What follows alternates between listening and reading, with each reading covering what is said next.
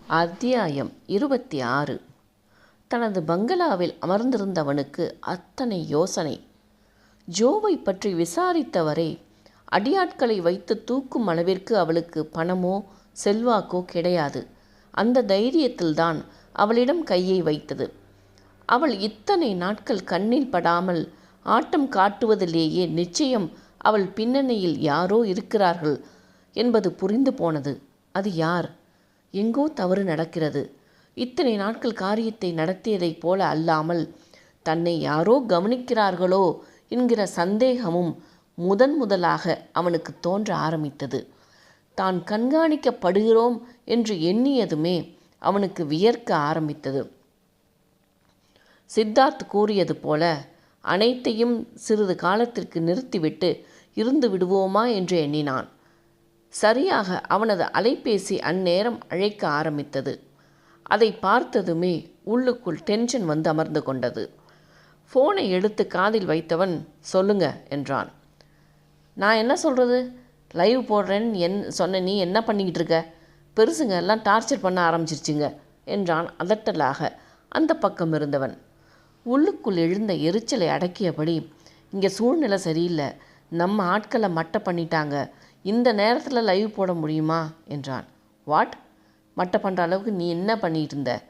எனக்கு காரணம் சொல்லாத கேசி, உனக்கு 10 நாள் டைம் தரேன், 11ஆவது நாள் லைவ் போட்டே ஆகணும் என்றான் அழுத்தமாக. பல்லை கடித்து கொண்டு சரி என்று கூறி ஃபோனை வைத்து விட்டான். மீதமிருந்த ஆட்களை அழைத்து யார் செய்தது என்று விசாரிக்க கூறினான். பின்னர் பார் இருந்த அறைக்குள் நுழைந்தவன் முழுவதுமாக போதை ஏற்றிக்கொண்டு அங்கே இருந்த சோஃபாவில் சாய்ந்து கொண்டான். அவனுக்கு அப்பொழுது அது தேவையாக இருந்தது. சூர்யா தான் தங்கியிருந்த வீட்டின் ஹாலில் அமர்ந்து கல்லூரி பாடங்களை படித்து கொண்டிருந்தான். அவனுக்கு விடுபட்டு போன பாடங்கள் அனைத்தையும் வாணி வாங்கி கொடுத்திருந்தாள். கன்யாவும் அதைத்தான் செய்து கொண்டிருந்தாள். சூர்யாவின் பர்சனல் அலைபேசி அடிக்க அதை எடுத்து பார்த்தவனின் இதழ்களில் புன்னகை. உடனே ஃபோனை எடுத்து காதில் வைத்தவன், மா சொல்லுங்க, எப்படி இருக்கீங்க என்றான் அன்பாக. பிள்ளையிடம் பேசி பல நாட்கள் ஆனதால் கண்களை துடைத்து கொண்டு, எப்பட்றா இருக்க? நல்லா சாப்பிட்றியா? உன்னை விட்டுட்டு இருக்க முடியல ராசா, இதெல்லாம் வேண்டாமே, வந்துடேன் என்றார். மா என்னம்மா இது? இங்கே எனக்கு ஒன்றும் குறைச்சல் இல்லை. அதுவும் உங்கள் மருமக கூடவே இருந்து பார்த்துக்கிறான்னா பார்த்துக்கோங்களேன். நல்ல சாப்பாடு, தூக்கம், படிப்புன்னு போய்கிட்டே இருக்குது. நான் அங்கே வரும்போது கண்டிப்பாக ஒரு பேரப்பிள்ளையோடு தான் வருவேன் என்று குண்டை தூக்கி போட்டு விட்டான். அதுவரை மகனை பிரிந்த வருத்தத்தில் பேசி கொண்டிருந்தவர், என்னது மருமகளா? பேரப்பிள்ளையா? ராஸ்கல், உன்னை என்னவோ கண்டுபிடிக்கத்தானே கூட்டிகிட்டு போனாங்க, அவ மருமக என்று பாய்ந்தார். மனைவி பக்கத்தில் அமர்ந்து கொண்டிருந்த சூர்யாவின் தந்தை பாய்ந்து அவரிடம் இருந்து ஃபோனை வாங்கி, டேய் மறுபடியும் ஆரம்பிச்சிட்டியா? நீ ஒன்றும் பண்ண வேண்டாம், முதல்ல கிளம்பி வா என்றார். அவனோ தந்தையை கலாய்த்து பார்க்க எண்ணி, என்னப்பா என்றவன், ஏய் சி விட்டுடி, அப்பா பேசுகிறாங்கல்ல என்றான் கிசுகிசுப்பான குரலில். அவ்வளவுதான். நாற்காலியிலிருந்து வேகமாக எழுந்து கொண்டவர், டேய் யாருடா அது என்று அலறினார். தந்தையின் பிபியை ஏற்றி பார்ப்பதில் குஷியானவன், செல்லம் உன் மாமனார் பேசுகிறார், கொஞ்ச நேரம் பொறுத்துக்கடா என்றான் மெல்லிய குரலில். அதற்கு மேல் பொறுக்க முடியாதவர் ஃபோனை வைத்துவிட்டு மனைவியை முறைத்து, ஒன்னால தாண்டி அவனை அங்கே அனுப்புனேன் பாரு, கூடவோ கூத்தடிச்சிக்கிட்டு இருக்கான் என்று குதித்தார். அவரோ கண்கள் கலங்கி, நான் என்னங்க பண்ணுவேன், இப்படி பண்ணுவான்னு நினைக்கவே இல்லையே என்றார் பயத்துடன். அங்கும் இங்கும் நடந்தவர், இதுக்கு ஒரு முடிவு கட்டுறேன் என்று கூறி ஃபோனை எடுத்து வெற்றிக்கு அழைத்தார். என்ன சார், எப்படி இருக்கீங்க? நீங்கள் என்ன சொல்லி சூர்யாவை கூட்டிகிட்டு போனீங்க என்றார் எடுத்ததும் கோபமாக.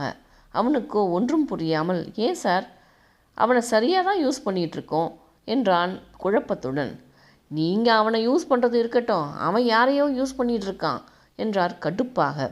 அவர் பேசுவது புரியாமல் இவர் என்ன சொல்ல வராரு என்று யோசித்தவன், என்ன சொல்கிறீங்க சார், எனக்கு சுத்தமாக புரியல. அவன் கூட யாரோ இருக்காங்க. ஆமாம், ஒரு 3-4 பேர் இருக்காங்க. வாட், 3 நாளா? ஒன்று தானே சொன்னான். சார் என்னன்னு சொல்லுங்க என்றான் சற்றே கடுப்புடன். இல்லை, அவனோட பொண்ணுங்க என்று இழுக்கவும் சூர்யா ஏதோ கலாட்டா செய்து வைத்திருக்கிறான் என்று புரிந்து கொண்டான். சார், அவன் கூட இருக்கிறவங்க எல்லாம் கட்ட தடியனுங்க என்றான். அப்போ ஏன் அப்படி சொன்னான் என்றார் விடாப்பிடியாக. உங்களை கலாச்சிருக்கான் சார் என்றான் சிரிப்புடன். அவரோ அப்பொழுதும் அடங்காமல், அவனை சாதாரணமாக நினைக்காதீங்க, உங்கள் கண்ணில் மண்ணை தூவிட்டு தான் மறுவேலை பார்ப்பான் என்று கூறி ஃபோனை வைத்து விட்டார். ஓங்கி தலையில் அடித்து கொண்டவன் வாணிக்கு அழைத்து நடந்ததை கூறினான். அவளோ, உனக்கு வந்து மாற்றுறதெல்லாம் எப்படி ஒன்றை போலவே புறம்போக்கா இருக்கு என்றாள் கேலியாக. நானெல்லாம் ரொம்ப நல்லவண்டி என்றான் கடுப்பான குரலில். சரிங்க நல்லவரே, போய் அந்த நல்லவனை தூக்கி போட்டு 4 மிதி மிதிங்க. அம்மா அப்பானா விளையாட்டா போச்சா என்றாள் கோபமாக. போகிறேன் போய் ஆப்பு வைக்கிறேன் என்று கூறி கிளம்பினான். அவளிடம் சொல்லிவிட்டு சூர்யா தங்கியிருந்த இடத்திற்கு சென்று சற்று தூரத்திலேயே வண்டியை நிறுத்திவிட்டு அவனுக்கு ஃபோன் அடித்து வரவழைத்தான். அவன் வந்து காரில் ஏறியதும் இறுக்கமான முகத்தோடு அமர்ந்திருந்தவன் எதுவும் பேசாமல் காரை ஓட்டினான். வெற்றியின் முகத்தில் தெரிந்த இறுக்கத்தைக் கண்டு யோசித்தவன், சார் எதுவும் பிரச்சனையா? ஆமாம் என்று ஒற்றை வார்த்தையுடன் நிறுத்தி கொண்டான். அதற்கு மேல் எப்படி கேட்பது என்று புரியாமல் அமைதியாக அவன் முகத்தை அடிக்கடி பார்த்தபடி அமர்ந்து கொண்டான். சற்று நேரம் கழித்து ஒரு மருத்துவமனை வாசலில் கொண்டு வண்டியை நிறுத்தினான். அதை பார்த்ததும் என்னவென்று புரியாமல், இங்கே எதுக்கு சார் என்றான். இறங்கி உள்ளே போய் ஐசியூவில் உனக்கு வேண்டியவங்க இருக்காங்க, போய் பாரு என்றான் முகத்தை பார்க்காமல். அவன் அப்படி சொன்னதும் சற்றே முகம் வெளிரி போக, யார் சார், யார் இருக்காங்க என்றான் திணறலுடன்.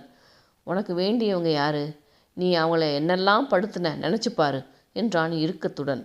பட்டென்று அவனது கைகளை பற்றி கொண்டவன், யாருன்னு சொல்லுங்க சார் என்றான் கலக்கமாக. உங்கள் அப்பா தான். என்ன, அப்பாவுக்கா? என்ன ஆச்சு என்றான் பதற்றமாக. உங்கள் அப்பாவே தான்.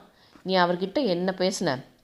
அவன் கேட்டதும் சற்றே முகம் மாறியவன், அது சும்மா விளையாட்டுக்கு சார், விளையாட்டு வினையாகிடுச்சு.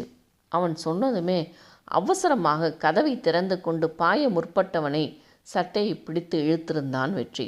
விடுங்க சார், நான் அப்பாவை போய் பார்க்கணும் என்று பதற்றத்துடன் துள்ளினான். வலிக்குதில்ல சூர்யா? நீ பொய்யா ஒன்று பேசுகிறப்ப உங்கள் அப்பாவுக்கு எப்படி வலிக்கும் என்று கேட்டவன் அவன் முகத்தை கூர்ந்து பார்த்தான். அந்த கேள்வியை கண்டு, அப்பாவுக்கு ஒன்றும் இல்லைல்ல, ஏன் சார் நீங்கள் என்னென்னவோ பேசுகிறீங்க? இல்லை என்று தலையசைத்தவன், உங்கள் அப்பாவோட தவிப்பு புரியணும்னு தான் சொன்னேன் சூர்யா என்றான். சார், நீண்ட பெருமூச்சுடன், ஒரு காலத்தில் உன்னை விட அதிகமாக எங்கள் அப்பாவை நான் கலாச்சிருக்கேன். ஆனால் அது அப்போ பெருசாக தெரியல, இப்போ அவர் இல்லை, இன்றைக்கி நான் பண்ணது பெருசாக தெரியுது என்றான். புரியுது சார், அவர் என்னை நம்பாமல் எனக்கு இருக்கிறது எனக்கு ரொம்ப வலிச்சுது, அதனால தான் அப்படி பண்ணேன். அதுவும் தப்பு தான் சூர்யா, உனக்கு வேப்பிலை அடித்த மாதிரி உங்கள் அப்பாவுக்கும் அடிப்போம் என்றான் சிரிப்புடன். வேண்டாம் சார் என்று மறுப்பாக தலையை சேர்த்தவன், தானாக புரிஞ்சுக்குவார், அப்படி இல்லைனாலும் பரவாயில்ல, எங்கள் அம்மா அவரை சமாளிச்சிருவாங்க என்றான் ஆசுவாசமான சிரிப்புடன். சரி, எங்கே டான் என்றான் விஷமச் சிரிப்புடன். அவள் பிஸியாக படிச்சிட்ருக்கா. ஓ, மேடம் நல்லா படிக்கிறவங்களோ? ஆமாம் சார், இது வரைக்கும் ஒரு 20 அரியர் வச்சுருக்கா என்றான் சிரியாமல். என்ன, 20ஆ? ஆம் என்று தலையாட்டியவன், ஆனாலும் விடாமல் படிப்பா என்றான் மீண்டும் சீரியஸாக. ஓ, பெரிய படிப்பாளி தான் போல. சரி சரி, அவளுக்கு ஃபோனை போடு. அவளுக்கு ஏன் அழைக்க வேண்டும் என்கிற யோசனையுடனே வெற்றியை பார்த்தவாறு ஃபோனை எடுத்து அவள் நம்பருக்கு அழைத்தான். ஸ்பீக்கரில் போடு. ஐயையோ, நம்ம மான மரியாதையெல்லாம் போயிடுமே என்று புலம்பிக் கொண்டே ஸ்பீக்கரில் போட்டான். ஏய் டுபுக்கு, இப்போ எதுக்கு ஃபோன் பண்ண என்றால் எடுத்ததுமே. மானசீகமாக தலையில் அடித்து கொண்டவன் சத்தமே இல்லாமல் அதை பார்த்து வெற்றி சிரிப்புடன் பேசு பேசு என்று சைகை செய்தான். என்ன பண்ணிகிட்ருக்க? நீ என்ன மாங்காவா? படிக்க போகிறேன்னு மெசேஜ் போட்டேன் தானே, அப்புறம் என்ன ஃபோனை பண்ணி என்ன பண்ணுறேன்னு கேட்குற என்று எகிறினாள். வெற்றியை பார்த்து கொண்டே முகத்தை சுழித்தவன், எதுக்கு இப்போ ஆடுற? படிக்கத்தானே செய்கிற? படுத்து கொண்டிருக்கும் பாடலும் சற்று புரியாமல் இருந்தவள் ஏக கடுப்பில், ஆமாம், நான் சிலுக்கு சுமிதா, இவர் கமல், இவர் முன்னாடி நேற்று ராத்திரி எங்கள் அம்மானு ஆடுறேன் என்றாள் கோபமாக. அவள் பேச பேச சிரிப்பை அடக்க முடியாமல் வயிற்றை பிடித்து கொண்டு ஸ்டேரிங் மேல் கவிழ்ந்தான். அதை பார்த்த சூர்யா அவள் லைனில் இருப்பதை மறந்து, இதெல்லாம் நல்லா இல்லை சார், அவள் பேசுகிற பேச்சுக்கு நீங்கள் இப்படி சிரிக்கலாமா என்றான் அழுகுரலில். அசால்ட்டாக கவுண்டர் கொடுத்து கொண்டிருந்தவள் வெற்றி தான் பேசுவதை கேட்டுக்கொண்டிருப்பதை அறிந்ததும் கடுப்பாகி, டேய் இவனே, மாமா இருக்கிறத சொல்ல மாட்டியாடா என்று பச்சையாக அவன் பேச அவனை என்ன வார்த்தைகள் என்று சொல்ல முடியாத வார்த்தைகளால் அர்ச்சிக்க ஆரம்பித்தாள். இருவரும் சற்று நேரம் காதை பொத்தி கொண்டு அமர்ந்து விட்டனர். கன்யா, போதும், இவனை நினச்சா எனக்கு ரொம்ப கவலையாக இருக்குது என்றான் சிரிப்புடன். அவளோ கடுப்புடன், ஏன், நான் என்ன அவ்வளோ ராட்சசியா என்றாள். இல்லைம்மா, ராட்சசிக்கு தங்கச்சி. அப்போது எங்கள் அக்காவை ராட்சசின்னு சொல்கிறீங்க என்றாள் கிண்டலாக. அதை சொல்ல வேற வேணுமா என்றவனே, என்ன வெற்றி பண்ணிகிட்ருக்க என்று வாணியின் குரல் இடைமறித்தது. வாணியா என்று திருத்தவன் சூர்யாவிடம் எப்படி என்றான். அவன் ஃபோனை எடுத்து பார்க்க கான்ஃபரன்ஸில் வாணியும் இணைந்திருந்தாள். மெல்ல வெற்றியின் அருகே குனிந்தவன், என்னை பார்த்து சிரிச்சிங்கல்ல, இனி உங்களை காப்பாற்ற எந்த ஆண்டவனாலும் முடியாது என்றான் விஷமச் சிரிப்புடன்.